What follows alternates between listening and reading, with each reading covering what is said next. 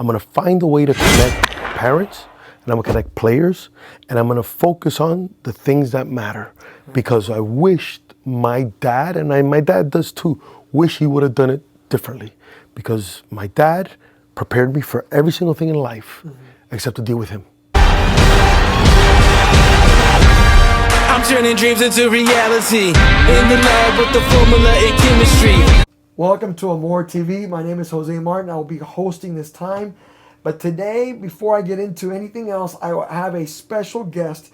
We met about a year ago, and I now have him here with me in the studio.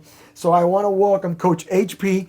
Thank you for showing up with me here Yes, sir. on AMOR TV. Yes, sir. Now, before I continue, I want you to address our audience, and for those of you that don't know him, I want you to tell a little bit about your story, a little bit of what you're doing right now. Please feel free to tell us a little bit about it.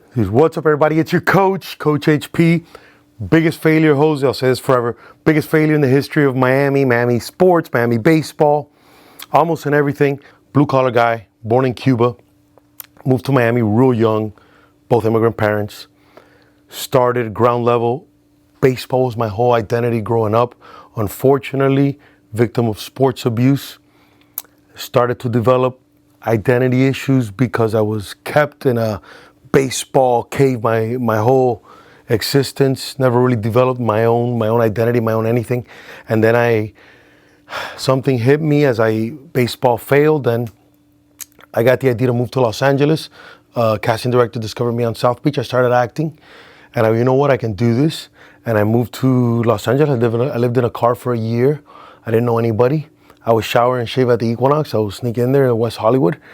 And by doing that, went there to act, became a celebrity baseball coach. Did very little acting role. Every little acting role that I got because of baseball. So baseball came back into your life. Yeah, it came back again. Then, after 6 years of failing in Los Angeles, didn't work out. I moved to a little town called Las Vegas. And then in Las Vegas is where I really grew up. I really became comfortable with myself. I really accepted all my flaws, all of my things. I really learned how to deal with my personality. It's where I really grew up at the age of 31. I accepted my hair losses when I shaved my head fully for the first time. And I really learned the relationships. I learned how to be empathetic, to put myself in other people's situation. And I was running a nightclub, which made me very popular, but it also allowed me to feel what it's like when you treat people the right way. And because it was Las Vegas, and I ran one of the best nightclubs there in the Bellagio, right on the fountains, allowed for a lot of monetary success. But after 4 years of that, the fourth year of it, I had everything I've ever wanted. Something started to talk inside me. That voice said, the legend can't die in a Vegas nightclub. So I didn't know what it was. I fought social media because I remember in the nightclub watching all the girls sitting in the tables using Instagram, but I never used it once. I said, I'm never using it. I never did it. So I left there, met the love of my life, got married here in Miami. She's Cuban from Miami. So you were a Cuban in Las Vegas? In Las Vegas, who I went to high school with, who I never spoke to her in high school, but who was the hottest girl I've ever seen in my life in high school, but I didn't have any game, and my dad never let me do anything, so I didn't have a car, I didn't have a TV in my room. So there's no chance I'm gonna get this chick. But I saw her in Vegas. She reached out to me through Facebook. I threw her best friend's bachelorette party, all this stuff. And fell in love instantly. I go, I'm gonna marry this girl, I'm gonna start a family with this girl, I'm gonna do everything. But when I came back to Miami, okay, what am I gonna do in Miami? And I had the premonition, I got the idea of that I'm gonna do sports, I'm gonna do baseball, but I'm gonna do it differently. I'm gonna find a way to connect parents, and I'm gonna connect players, and I'm gonna focus on the things that matter. Because I wished my dad, and my dad does too, wish he would have done it differently. Because my dad prepared me for every single thing in life except to deal with him. And where he punished me on was on my failures, on a sport that I couldn't control the outcome of because none of us can. So my message became the reverse. Focus on effort and attitude. Focus on positive reinforcement. Focus on you can control what you can control. Right. Celebrating the process, celebrating the day-to-day, not the results, because we can't control results. And I turned the camera around one day, like you see here, and I started telling my truth. And at the beginning, It was blah, blah, blah, blah. I said some stuff, then I said some other stuff, but then eventually it hit. What's up, everybody? It's your coach. Boom, and that hit. And then it started to spread, and I started getting a little more following. Then I was on ESPN, then I was on NBC. Then more people started to reach out. Then I became the first influencer with a deal with New Balance, with Rawlings. And then I had envisioned that I would walk all over the country, talk, and then I started doing that. And the beauty of social is, like we talked about, we now can control our destiny, and all we got to do is two things. We got to work, and we got to be patient to allow the work to get there. And that's something that's very difficult with our culture today. And I want you to share a little bit more about that patience with the athlete and the patient with the parent.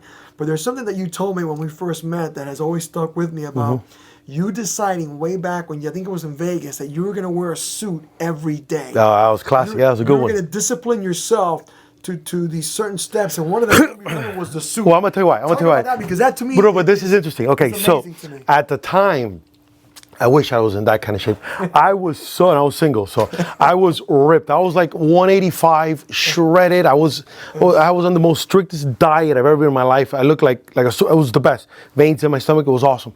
So I was like, man, I'm sacrificing myself here. Right. I'm miserable. I'm not eating at all. Right. I got to show this body off, whatever. But I get to Vegas, and a guy goes to me, a guy who had been there for a while. We sat down through a very powerful contact that we shared, and he goes to me, listen, man, you got a lot of good qualities to you. Because I showed up very like cool. I had tight shirt, a beanie on, so stuff. He goes, listen, see this cool look you got going on? I'll never forget, we met at the, what's the name of this hotel? We met at the Palazzo Hotel. And he goes to me, you see this at the Lux Bar. He goes, you see how this cool thing you have going on? Mm. Yeah, you're going to get chicks, you're going to stuff whatever, but nobody's going to respect you. Mm. Okay? You got to be respected. You gotta wear a suit, man. It's Vegas, you wear a suit, it'll really set you apart. So I thought about that.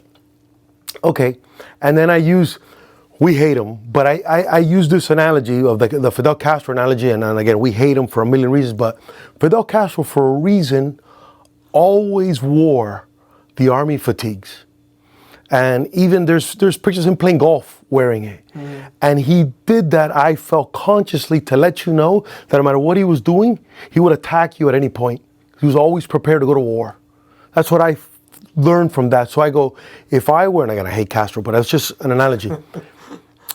If I were to wear a suit and tie every single day, it's going to all of a sudden make a guy who maybe might not seem official, might not be official, and would allow people to trust me.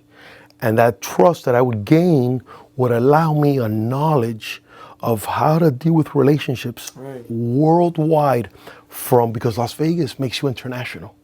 So I learned how to deal with people from Tokyo, to people from Macau, to Brazil, to Australia, to all over the country. So that uniqueness built this work ethic and this give everybody kind of what they want versus what I want. See, that's amazing to me that you being a young man, that you listened to advice and then you took it. Even though it was not something you came up with your own, you thought, hey, it sounds like a good idea. And you did it for what, a year? No, I wish. I wore a suit and tie for 4 years, but I worked. So in order to become the top guy, because I was coming new, and the most competitive business in the world is the nightclub business, because there's no agreement. So if you, Jose, comes with your 5 buddies and you promise me a table where I don't make you sign a pre-authorized, I'm not running your credit card or anything, it's all word of mouth. So, but guess what? When you're coming to my club, there's 100 other clubs in Las Vegas. There's a million other distractions. All of a sudden, you're going to meet a different group, and hey, look, listen, we're going to excess, and I lose you. So it's very, very, very competitive. So in order for me, and I had 0 relationships because I was new there. So I gave myself a goal. I would work every single day with a suit and tie on. Go to the lounge, because when it wasn't a nightclub, it was a lounge. Table touch, and build a clientele and get my name out. Positive momentum, Jose, took me to a 1.5 years because I didn't want to stop. And the reason why this is important is because I used to cry, I used to get emotional walking the Bellagio floor because I finally found something I was good at, and I finally hit. And it was the first time that my dad was proud of me, that my mom was proud of me, that when they would come visit me in Vegas, I was a special person versus I was a what am I doing in Los Angeles? Muchacho, ¿qué estás haciendo en Los Ángeles? Right. Pasando trabajo en un carro. Right. You're not going to be an actor. And I fought that for 6 years. Like I'm doing something special. Right. I wish now if I would have gone back, I would have told them, listen, I'm going to do something special here. It's not going to be acting, but this is the training I'm going to need to eventually become Coach HP. Correct. But it brings, that little part brings me to such a good message. One of the most important lessons is, if you're young, out of high school, the best way to win is get as quickly as you can off your parents' payroll. Yeah, I've heard you say that. And we don't talk enough about that. You know, it was one thing that helped me out a lot because my dad hovered over me my whole life. So the minute I went and lived in a car and got away from anything, he couldn't tell me anything other than his opinion. And then I stopped it. I go, that's it. I don't want to hear that anymore. And I think kids struggle with that now because nobody wants to be uncomfortable. Nobody wants to be uncomfortable. I remember, Jose, I'll say this forever. The winning is in being uncomfortable. Do not ever, ever, ever try to attempt success if you don't like to be uncomfortable. Yeah, I've heard that from many successful people like yourself. You got to get out of your comfort zone. Yes. You got to be Forever. If you want to stay in your comfort zone or be comfortable, you're not going to be successful. Forever. It's not going to happen. So you come back to Miami. You begin to develop this program with Coach HP. So you start going to schools. No, I started giving lessons. I call it Guajiro style. And then I got kicked out of little places here and there because people would ask me to pay rent and I don't want to pay rent. And they would ask me to do this, do that. So I was giving lesson in a field at Palmer Park Saturdays and Sundays. I would start from 7 o'clock in the morning, go like till sunset. That my clientele grew, and then people had cages in their house, and I would do that. And I started doing the social thing where I started saying my story, and I started becoming popular. But 3 times, I was talking to my wife this the other day, 3 times I had the opportunity to open my own place with somebody. And every single time, something happened right at the end that said, nah. It was like God was saying, yeah, that's what you want to do. You want to be comfortable in your own spot, whatever. But he said, nah, that's not what you're going to do. And I felt it because I had always felt that I was going to do what I'm doing now, which is travel the country, speaking, sharing this message in everything, whether it's sports, whether it's in business, whether it's employees, corporate. But the step that I started was the documenting with my camera. Okay? Everybody promised they would help me edit. Nobody did. So the coach had to take his happy, positive self to the Apple Store. And I sat there for 2 months, 2 times a week, an hour a day, learning how to edit iMovie. Wow. Right? So I did that because I didn't want anybody to stop the flow that I was creating. So I started to put content out every single day, every single day, every single day. It's been 2 years since that. And you've been putting content out every single day. I get your feeds on Instagram. Yeah, on multiple platforms, Instagram, LinkedIn, YouTube, everything like that. Nobody saw it at the beginning. 0 comments. Everybody made fun of me. What are you doing? Because at least maybe in this world it's accepted, but in Miami, for a guy to walk around with a camera in baseball, the most probably macho sport in Miami, is crazy. Especially at 30, 39. You're still a kid. But at 39, it was a little embarrassing. You know what I'm saying? Because a little kid vlogging is cute, but the message is more important than what people thought about me. You know, and that's the thing. Your message is so amazing because you're not just giving kids a good message, but you're also addressing the parents. And based on your experience of what you had, the importance, and you and I have talked about, I also coach some football, and sometimes, you see the result of the parents' influence on the kid. When you spend time with them as a coach and you're like, man, I got to get this paranoia from this kid. Yes. Because they seem to do more damage than good sometimes. 100%, because the problem is parents see their kids, majority of them, as a second opportunity of their life for them to achieve their dreams. Absolutely. I remember I saw it. You see it all the time. Yes. So what happens is now parents are trying to hack the result of their kids' progress in their eyes, obviously, to the best when it's destroying them, because the problem is we all have different talents. No matter what sport you play. I mean, look at this. They just gave, which the football players are criticizing this big time, they just gave Tony Romo 17, the biggest contract. He's making like almost $20 million a year. I don't know if you know this or not, to be an announcer on CBS, because he's that good. He doesn't have to get tackled anymore. Doesn't be on the field. He's not risking his life. It's like, that's the beauty. There's so many things you can do. But everybody know my son has to be quarterback because my son has to be linebacker. My son has to be fourth batter and shortstop. No, there's so much opportunity and there's so much happiness to be had out there. But everybody doesn't want to focus on happiness. They want to focus on results, trophies, 8th place trophies. It doesn't matter what it is. If you're well funded and you got money, then you spoil your kids with 8th place trophies. If you're straight recent arrival, immigrant style, you're hardcore, you abuse the hell out of your kid, you don't want to play anymore. So there's no happy medium. That's the biggest problem, there's no happy medium. So parents, like I tell everybody for parents, reward, effort, and attitude.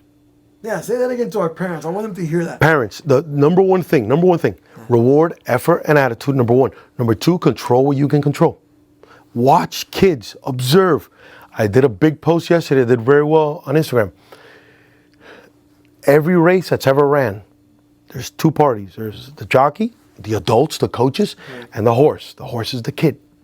You could have the best jockey in the world, but if the horse doesn't want to run, you're done. You're done. So everybody is trying to hack the horse and run for the horse, but you can't. So why not understand your child? Figure out what makes him or her happy, motivated, unmotivated, and do a special, customized, positive training, developing, educating to that individual. I agree with you, and that's one of the things about you is that your principles and the things that you talk about, you could use them in sports as well as use them in business. In other words, if people are involved, it can be used. 100%. Look, so when I spoke at, I'll give you an example. I spoke at Disney, and I'm speaking to the staff, and a guy comes up to me. He's sitting there. He goes, "Listen, that thing that you have of people, of being outspoken, of saying hi to people, what if people don't like me back? I don't like that. You know, like that. It's almost like I'm bothering people." I go, "I get that, man." But he goes, "How are you able to not have to that bother you?" I do it because inside of me, I feel like I have a feeling of good.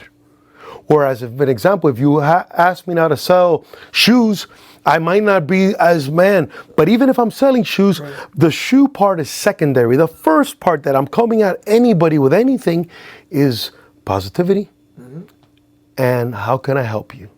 And as long as you have that feeling of good, man, it's like Santa Claus. Santa Claus, who doesn't like Santa Claus? Santa Claus walks into any door possible. And everybody loves Santa Claus. Everybody loves getting gifts. You know what I'm saying? And especially gifts that they ask for. Right? Yeah. So I figured if I'm that guy, and I got this from my dad because I felt my dad was the opposite. Nobody liked to see my dad.